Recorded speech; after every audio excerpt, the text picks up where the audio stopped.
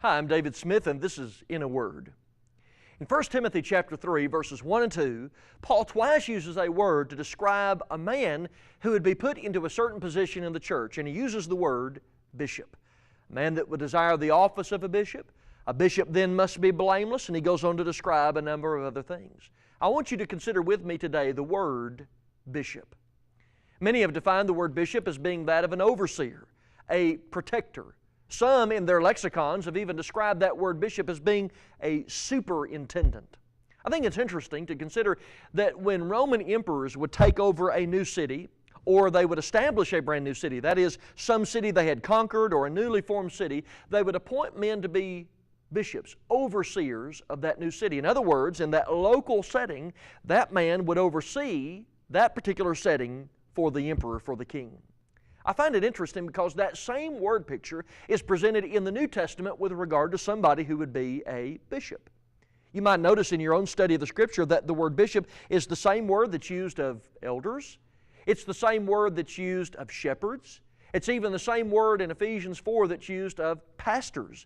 So when you're talking about a bishop, an overseer, a protector, a superintendent, you're talking about the same man that's also filling the same role within that plurality of men called elders and shepherds and pastors, overseers. That's a reference to the same work. And I want you to consider a few things about that idea of a bishop today.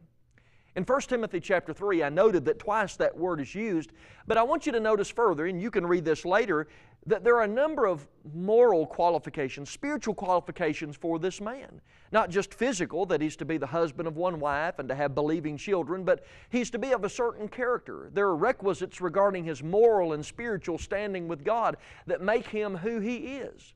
But even more, I want you to see that in the New Testament there is to be a plurality of those men serving in local settings. In Acts chapter 14, beginning in verse 22 and reading through verse 23, the Bible makes it clear that Paul and his traveling companions, as they were rounding out their first missionary journey, were going back through the cities where they had established local congregations, and they were appointing elders in every church. Now, that does not mean that there was more than one church in the sense of the universal one body that Jesus built, but he's talking about the local congregations, Antioch and other places where they had been. And so they go back through and establish local elderships and local congregations. In Titus chapter 1, Titus is told by Paul to appoint elders in local congregations.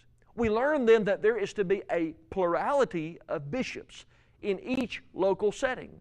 Now, if a bishop is the same thing as a pastor, a shepherd, an elder, it means that there must be a plurality of elders, a plurality of shepherds, a plurality of pastors, a plurality of bishops in one local setting.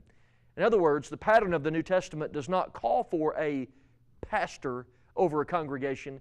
It calls for pastors, elders, bishops over a congregation, and then men who obviously fit the qualifications of 1 Timothy chapter 3 and Titus chapter 1. What a blessing it is to have bishops over the local church, just like Jesus described. Bishops. That's been our word for the day. I'm David Smith, and this is In a Word.